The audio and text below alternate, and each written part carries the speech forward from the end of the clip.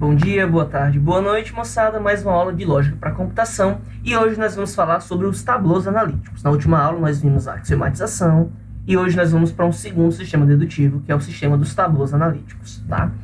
Bem, esses métodos de inferência, tanto que a gente viu na última aula, foi a axiomatização, quanto que o próximo que a gente vai ver, que é a dedução natural, eles nos permitem mostrar quando uma fórmula ela pode ser conclusão de um conjunto de hipóteses, que é o objetivo do sistema dedutivo, certo?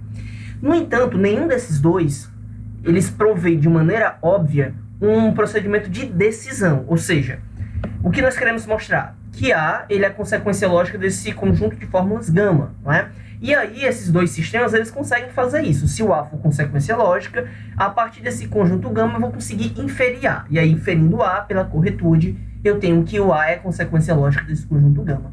Entretanto, eu não consigo dizer quando o A não é consequência lógica.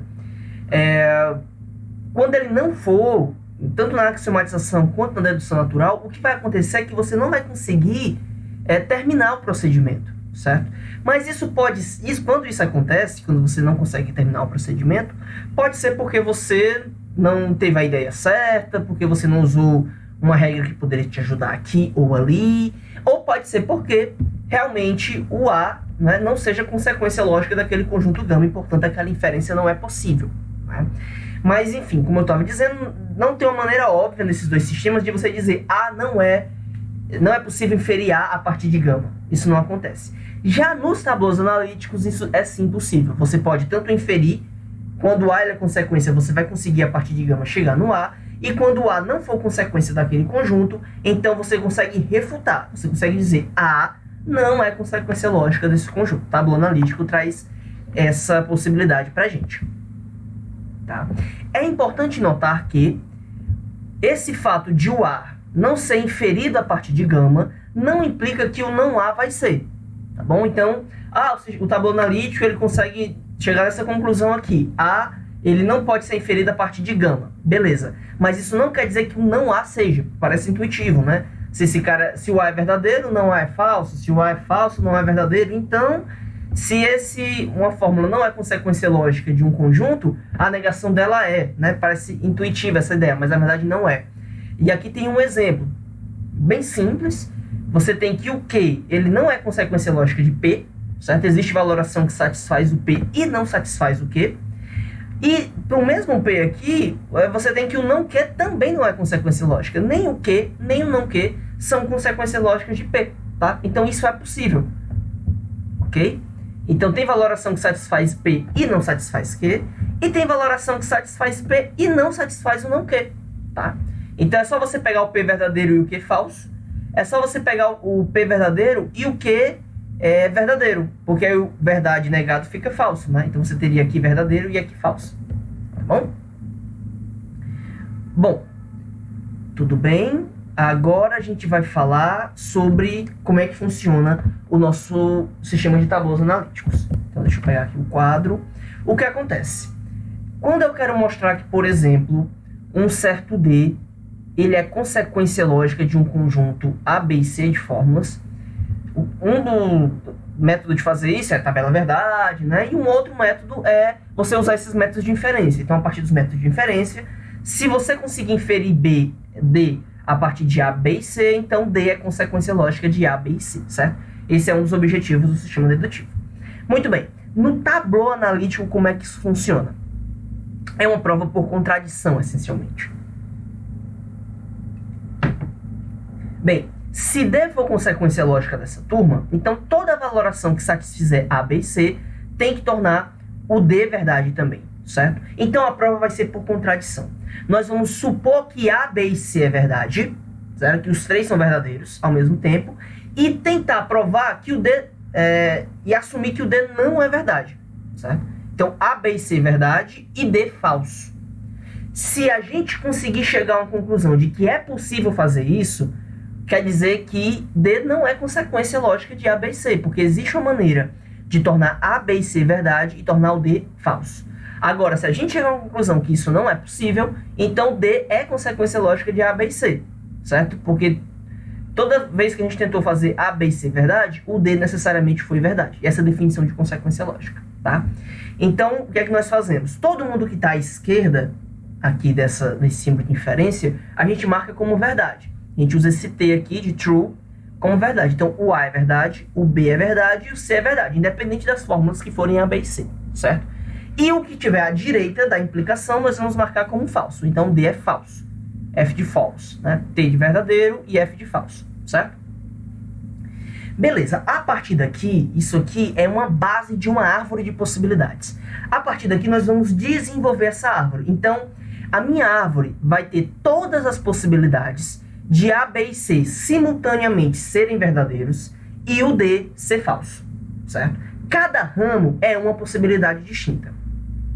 Se todos os ramos forem contraditórios, quer dizer que não é possível que A, B e C seja verdade e D seja falso.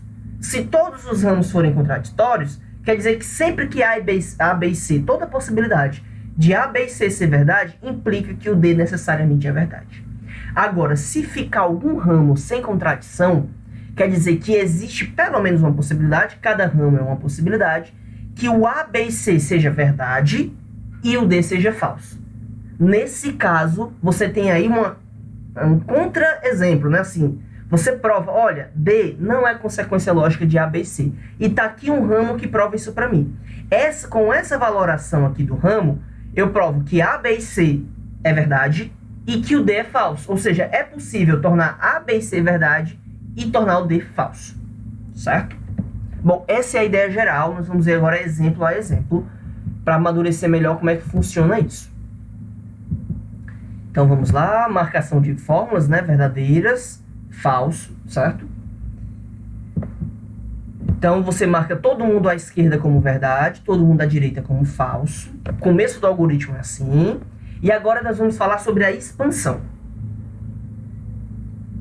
Expansão das possibilidades. Então toda fórmula marcada como verdadeiro ou falso, nós vamos dividir em duas categorias.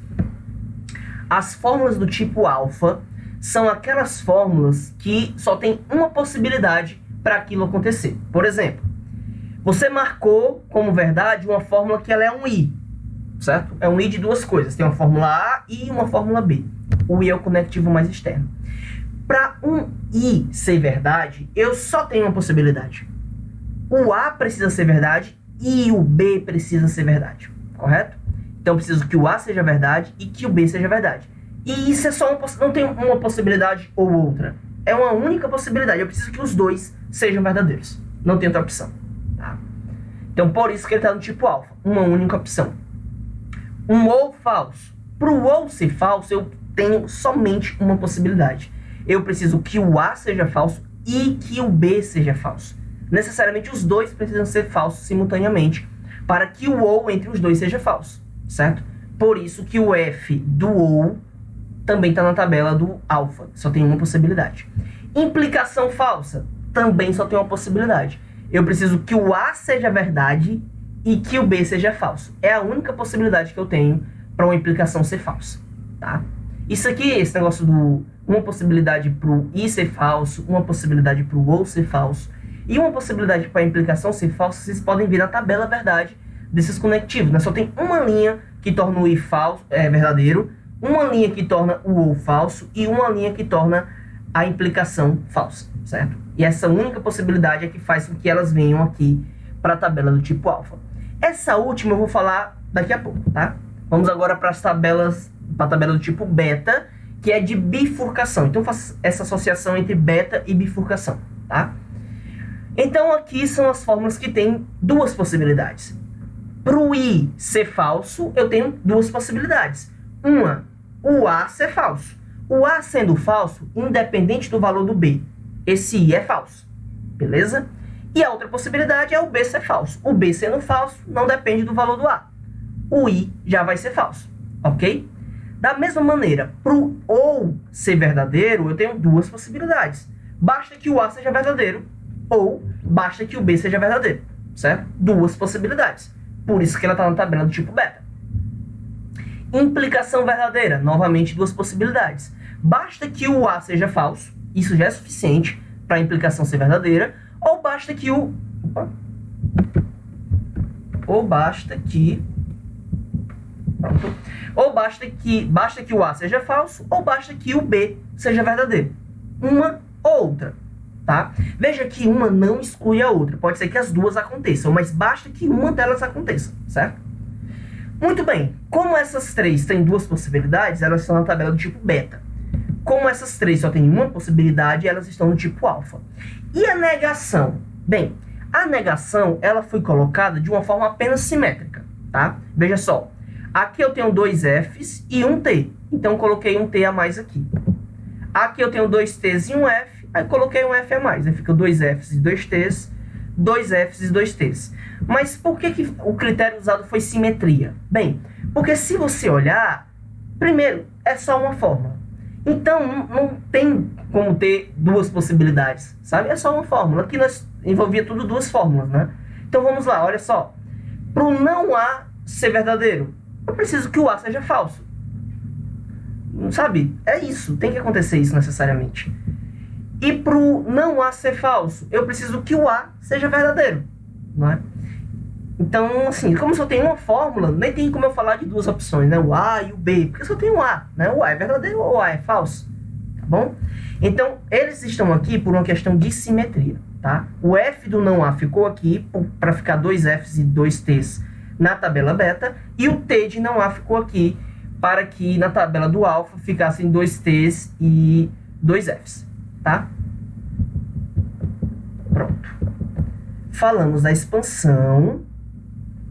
Ok. Agora vamos ver como é que essa expansão funciona na prática. Seguinte. Se você está diante de uma regra do tipo alfa, tá? Então eu estou com um ramo. Cada ramo é uma possibilidade. Então, no meu ramo tem uma tabela do tipo alfa. Eu vou expandir agora essa minha possibilidade. Quando eu faço essa expansão, todo ramo que for descendente, né, tiver com essa fórmula, cada extremo desse ramo vai ser bifurcado. Tá? Vai abrir duas possibilidades. Porque todo ramo é uma possibilidade. Aí eu estou aqui na possibilidade. Opa, agora eu tenho duas opções. Então, eu vou bifurcar a minha árvore de possibilidades, certo? No caso do alfa e no caso do beta vai ser bifurcado, e no caso do alfa só tem uma possibilidade, né? Então, se eu tenho um ramo, vou expandir uma fórmula do tipo alfa, então eu vou colocar a expansão ali seguindo o ramo, não vou bifurcar, porque só tem uma opção. Veja que átomos não estão na tabela de expansão, certo? Porque não tem como eu... para o F de P ser falso, não tem o que fazer. O P é falso, né?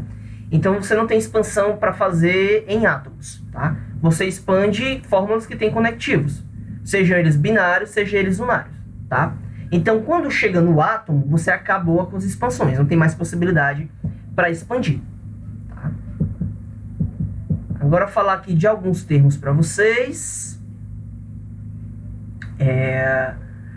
Quando eu estou num ramo que não tem mais expansões para fazer, tinha lá uns conectivos, eu fui expandindo, e aí toda expansão vai gerar uma fórmula menor, né? E aí essa fórmula eventualmente vai chegar no átomo, e aí não vai ter mais o que fazer. Quando esse ramo estiver totalmente expandido, não tiver mais expansão para fazer, nós dizemos que esse ramo está saturado, certo? Se todos os ramos do tablô estão saturados, eu digo que o tablô inteiro está saturado, ou seja, não há mais expansões a serem feitas. Tá? Certo. Se num ramo eu tenho F de P e T de P, por exemplo, isso é uma contradição. Então, para minha possibilidade de acontecer, eu preciso que o P seja verdadeiro e falso ao mesmo tempo. Como é que isso é possível, né? Isso é um absurdo. Quando isso acontece, eu marco o meu ramo com um X e digo que aquele ramo está fechado, certo? Se num tablô todos os ramos estão fechados, ou seja, todos os ramos têm pelo menos uma contradição, quer dizer que não existe possibilidade do lado esquerdo ser verdadeiro e o lado direito ser falso. Ou seja, toda possibilidade de fazer o lado esquerdo ser verdadeiro necessariamente implica que o lado direito tem que ser verdade. Então, o lado direito é consequência lógica do lado esquerdo. Certo? Então, vamos lá. Primeiro exemplo. Deixa eu trazer aqui para o quadro. Então, eu quero provar que P ou não P é verdade, certo? Mas note que eu não tenho nada aqui no lado esquerdo, tá bom? Então, nesse caso, eu não tenho ninguém para marcar como verdadeiro, certo? Mas eu tenho gente para marcar como falso. Então, eu vou marcar essa fórmula aqui como falsa, certo? E agora eu vou fazer o que eu chamo de expansão, porque eu tenho aqui um conectivo OU, eu sei que eu posso expandir essa fórmula. Essa fórmula aqui é a negação de um OU. Para um OU ser falso, eu preciso que os dois sejam falsos. O lado esquerdo e o lado direito, tá? Muito bem. Então, para o lado esquerdo ser falso, eu preciso que o f de P seja falso e eu preciso que o f de não P seja falso, tá? Por que eu coloquei um embaixo do outro e eu não bifurquei, certo? Porque como só tem uma possibilidade, ela é do tipo alfa. Se você olhar aqui, ó, f de OU, o f do OU é do tipo alfa, tá? Se você tiver na dúvida, você vem na tabela e consulta, tá?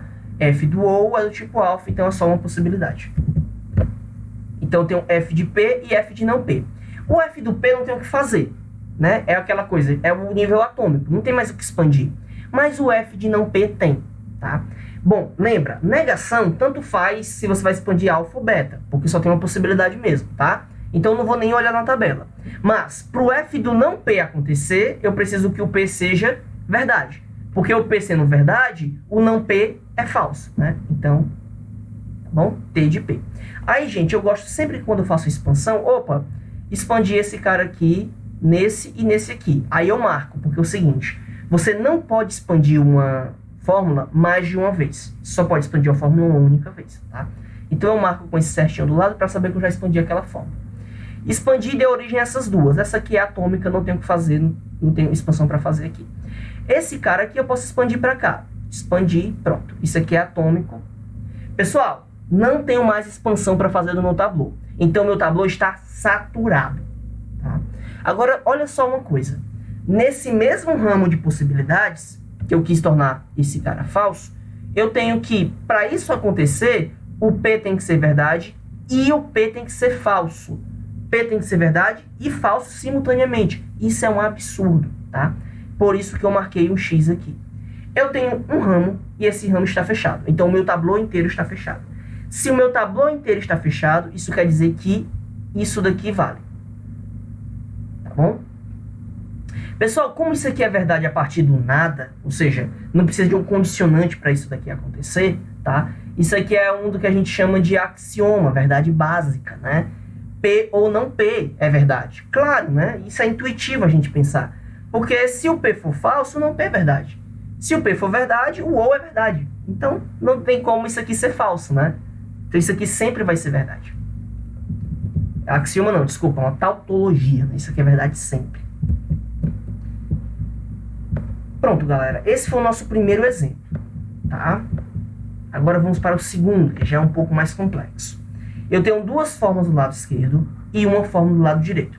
Tablô, você sempre começa do mesmo jeito. Marca as formas do lado esquerdo como verdadeira. Então, isso aqui é verdade, isso aqui é verdade.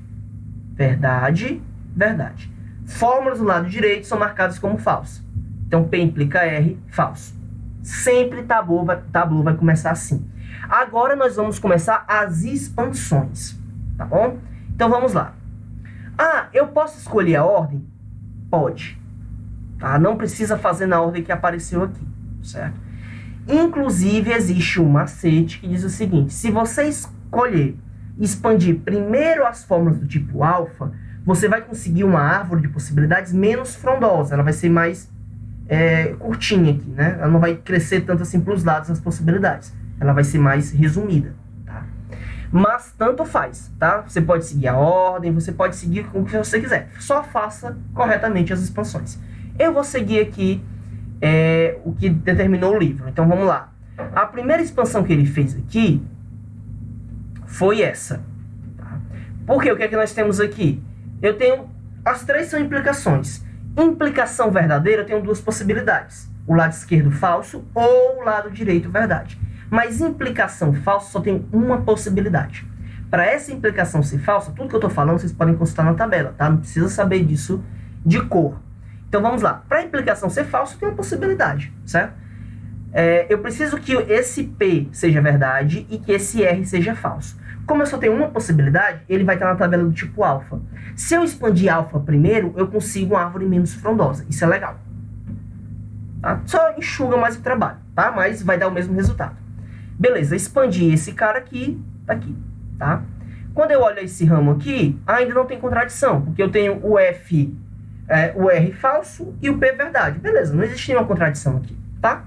Vou continuar minhas expansões. Não tenho que expandir aqui, não tenho que expandir aqui, e esse aqui eu já expandi. Então vamos olhar para esses dois. Agora tanto faz, tá? Bom, ele preferiu seguir esse aqui primeiro. Então, para essa implicação ser verdadeira, eu tenho duas possibilidades. Se eu tenho duas possibilidades, é beta, bifurcação, certo? Então, esse meu ramo aqui, ele vai bifurcar, tá? Então, vamos lá. Implicação verdadeira. O P pode ser falso ou o Q pode ser verdade. Então, veja, o meu ramo, que era único, agora ele bifurcou, tá? E aqui, bom, agora veja só, quando eu analiso os ramos, tenho dois ramos agora. Nesse ramo aqui, eu tenho uma contradição. O P é falso e o P é verdadeiro. Ou seja, essa possibilidade é impossível. Lembrando, eu quero tornar esse esquerda verdade e o lado direito falso, tá? E aqui começa a minha árvore de possibilidades para que isso aconteça. Bem, esse lado aqui, esse ramo, essa possibilidade, ela não é viável. Porque para que isso aqui aconteça, você está exigindo que P seja verdade e falso ao mesmo tempo. Isso é um absurdo. Fechei o ramo, tá? Só tenho esse ramo aberto agora. Vou continuar minhas expansões. Bem, aqui não tenho que expandir porque é atômico. Não tenho que expandir porque é atômico. Esse aqui eu já expandi, esse aqui eu já expandi, só falta expandir esse. Preciso expandir aqui, porque veja só, essa fórmula está nesse ramo, tá? Então, via de regra, você vai expandir todos os ramos em que a fórmula pertence. Tem dois ramos, ela pertence aos dois, você vai expandir aqui e você vai expandir aqui. Mas se o seu ramo já está fechado, não precisa mais expandir. Como assim não precisa? Já tem uma contradição. Se vocês continuar aqui desenvolvendo, a contradição não vai sumir. Está aqui a contradição, na base, certo? Não importa quanto você desenvolva, ela vai continuar existindo. Então, não precisa mais expandir aqui. Bem, nesse ramo aqui ainda está aberto, então eu posso continuar a expansão aqui, posso e devo, não é? Então, para a implicação ser verdadeira, eu preciso que o Q seja falso ou o R seja verdade. Q falso ou R verdade. Duas possibilidades, o ramo bifurca. Agora vamos olhar aqui. Q falso e Q verdadeiro. Absurdo, fecha esse ramo. R verdadeiro e R falso, no mesmo ramo. No mesmo ramo, R verdadeiro e R falso. Um absurdo, esse ramo fecha também. Então, pessoal, tentamos todas as possibilidades de tornar o lado esquerdo verdadeiro e o lado direito falso. Todas as possibilidades falharam, todas as possibilidades eram absurdas. O que é que isso quer dizer? Que sempre que a gente tentar valorar o lado esquerdo como verdade, o lado direito obrigatoriamente tem que ser verdade, tá? Nós tentamos todas as possibilidades, então a gente pode afirmar com certeza. Agora vamos falar de uma diferente aqui. De novo, beabá segue a mesma coisa. Tudo que está do lado esquerdo marca como verdade, tudo que está do lado direito marca como falso. Então, P é verdade, P e Q implica R é verdade e R é falso. Pronto, beabá começa sempre assim. Agora vamos para as expansões. Esse aqui é atômico, não tenho que expandir. Esse aqui é atômico, não tenho que expandir. A única fórmula que a gente pode expandir é essa, tá? Então vamos lá, não tem parênteses, a gente vai pela precedência. E eu sei que o I tem maior precedência sobre esse, então isso aqui vai ser feito primeiro, por último esse aqui vai ser feito. Então o conectivo mais externo é o da implicação. Então eu tenho uma implicação verdadeira. Para a implicação ser verdadeira, eu tenho duas possibilidades. Se eu tenho duas possibilidades, estamos falando de uma bifurcação, beta. Então esse ramo vai bifurcar. Possibilidade da esquerda, para a implicação ser verdadeira, isso daqui falso. Para a implicação ser verdadeira, isso aqui verdadeiro. A outra possibilidade, um caminho ou outro. Isso aqui, pessoal, não tenho que expandir, tá? E olha só, R verdadeiro e R falso. Absurdo, contradição. Esse ramo está fechado. Tá? Vamos olhar para cá. Bem, aqui ainda não tem absurdo, então eu posso seguir a expansão. Esse aqui eu expandi, isso aqui não tem que fazer, não tem que fazer. Vamos expandir esse ramo aqui. Olha só, quando eu vou expandir esse ramo, um I falso. Para o I ser falso, eu tenho duas possibilidades. Basta que um dos dois seja falso. Um I falso, né? Então, eu preciso que o P seja falso, certo? Tá errado aqui no livro. O P tem que ser falso e o meu Q tem que ser falso, necessariamente. Para o I ser falso, eu preciso que um seja falso ou o outro seja falso, tá? O que acontece? O P sendo falso, eu tenho uma contradição aqui, ó, com o P verdadeiro, no mesmo ramo, vê? Esse ramo aqui, ó, P falso e P verdadeiro. Um absurdo. E aqui, bom, o que é falso? Bem, não tem que é verdadeiro, então não tem absurdo aqui. O R, ele é falso, mas não tem R verdadeiro aqui, nesse ramo. Então, tá tudo certo. P é verdadeiro, mas não tem P falso nesse ramo. Então, esse ramo não tem contradição. Terminei todas as expansões. O meu tabuleiro está saturado, mas ele não está fechado. Esse ramo aqui ficou aberto. O que é que isso significa? Que é uma possibilidade de tornar o lado esquerdo verdadeiro e o lado direito falso. Qual é essa possibilidade? P verdade, R falso e Q falso, tá? Ó, P verdade, beleza, esse cara aqui vai ser verdade. Com o P verdade e o Q falso, eu tenho que isso aqui é falso. Falso implicando qualquer coisa é verdadeiro. Então, isso aqui é verdade. Ou seja, o lado esquerdo é verdadeiro com essa valoração. E o lado direito? Falso, que o R é falso. Então, você encontrou, de fato, uma valoração que torna o lado esquerdo verdadeiro e o lado direito falso. Certo? Então, essa é a grande diferença desse método para os outros, né? Porque eu consigo provar ou refutar. Então, nesse caso, eu estou dizendo, olha, R não é consequência lógica dessa galera. Eu não consigo inferir R a partir desse sistema. Certo? Bom, galera, um último detalhe aqui, tem vários outros exemplos.